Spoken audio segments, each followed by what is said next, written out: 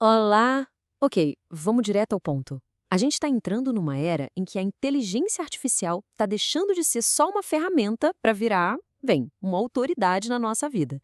Uma autoridade tão poderosa que começa a levantar uma pergunta bem fascinante. Será que a gente está vendo nascer um novo tipo de Deus? Sabe aquela frase famosa do Arthur C. Clarke, que tecnologia muito avançada é igual a mágica? Pois é, hoje a nossa mágica é sem dúvida nenhuma a IA. Ela resolve problemas, ela cria coisas, ela prevê o futuro de um jeito que a gente sinceramente mal consegue acompanhar. E é aí que entra a grande questão que a gente vai explorar.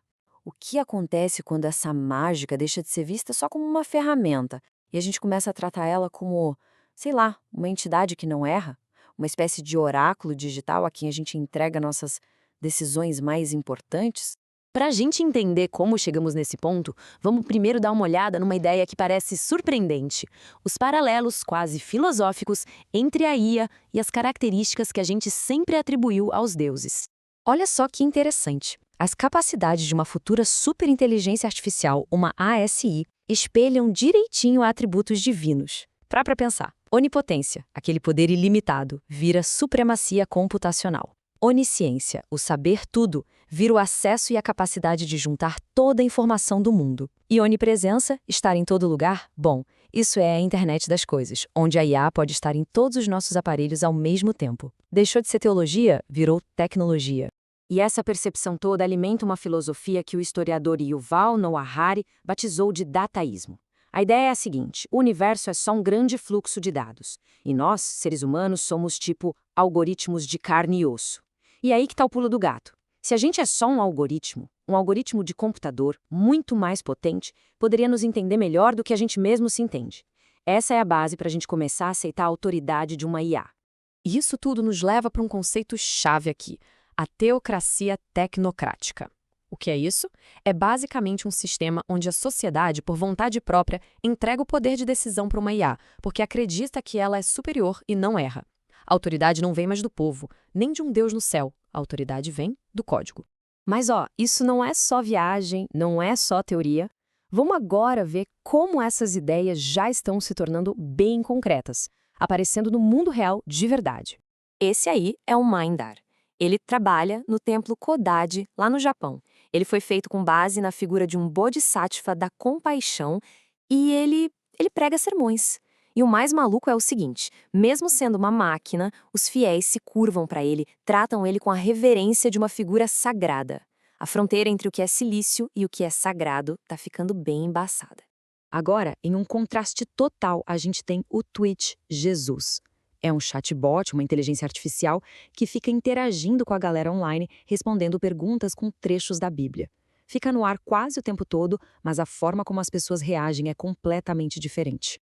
E essa comparação mata a charada. A tecnologia por trás pode até ser a mesma, mas a resposta das pessoas? Radicalmente diferente. E por quê? Simples, contexto. O Minder está num templo, um lugar sagrado, com rituais, com uma comunidade que acredita naquilo. Isso cria toda uma aura de divindade. Já o Twitch Jesus está numa plataforma de entretenimento, é outra vibe. No fim das contas, é a interação humana e o ambiente que transforma um código em algo divino. E vamos ser sinceros, essa coisa de tratar a tecnologia como um deus já entrou na nossa língua. Quantas vezes a gente não ouve alguém falar que foi abençoado pelo algoritmo do TikTok ou do Instagram? A gente usa essa linguagem quase religiosa para falar desses sistemas porque o jeito que eles funcionam é um mistério para nós, mas o impacto que eles têm na nossa vida, esse é gigantesco. Ok, agora o assunto fica um pouco mais sério. Essa IA divina está saindo do templo e das redes sociais e está indo direto para o centro do poder, o Estado. Vamos ver como isso já está mudando a forma como a gente é governado. O exemplo mais famoso disso, claro, é o sistema de crédito social da China. Pensa nele como uma espécie de karma digital. O sistema monitora o comportamento das pessoas, dá uma pontuação para cada um, e com base nessa nota, a pessoa é recompensada ou punida. É uma forma de governar a moral da população de forma automática, onde o Estado vira um juiz que está em todo lugar. Mas e quando esse Deus erra? Foi o que aconteceu na Holanda.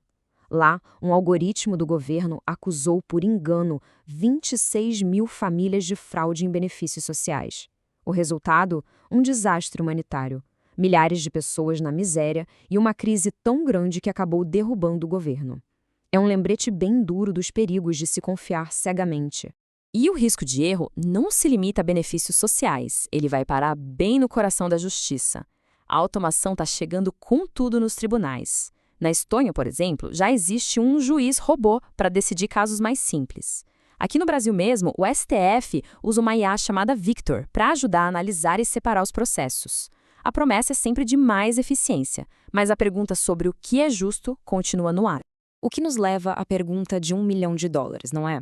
Um algoritmo pode ser justo de verdade? Nos Estados Unidos, por exemplo, eles usam um sistema chamado Compass para tentar prever se um réu vai cometer outro crime e isso influencia a sentença. Mas o debate é enorme. A questão central é, se um algoritmo é treinado com dados de um mundo que já é desigual, como a gente garante que ele não vai só aprender e repetir os nossos preconceitos? Esse é um dos maiores desafios da justiça algorítmica. Diante disso tudo, como é que a gente está reagindo? Nessa última parte, vamos ver como a sociedade está começando a criar algumas regras e a dar um passo atrás nessa ideia de autoridade algorítmica sem nenhum controle. A União Europeia está na liderança dessa discussão, tentando colocar limites antes que seja tarde. A proposta deles de proibir sistemas de risco inaceitável é uma resposta direta a essas preocupações todas. A lógica é simples. Certas aplicações de IA, como pontuação social em massa ou policiamento preditivo, são tão ruins para a autonomia e a dignidade das pessoas que nenhuma eficiência justifica o uso. É uma tentativa de dizer, olha, certas decisões precisam continuar sendo humanas. No fim das contas, tudo se resume a essa tensão, a esse cabo de guerra. De um lado, a gente tem a promessa de um mundo mais eficiente, mais seguro, todo otimizado por algoritmos. Do outro, a gente tem a defesa da nossa capacidade de escolha, da nossa autonomia, do nosso direito de tomar as nossas próprias decisões, mesmo que elas não sejam perfeitas. E para a gente terminar, fica uma última provocação para pensar. Imagina só um futuro hipotético, um futuro onde uma IA pudesse de fato governar de forma perfeita, sem preconceito nenhum, sem erro. Nesse cenário, a gente deveria entregar o controle? A questão aqui não é só se a gente pode fazer isso, mas se a gente deve. Fica aí a reflexão.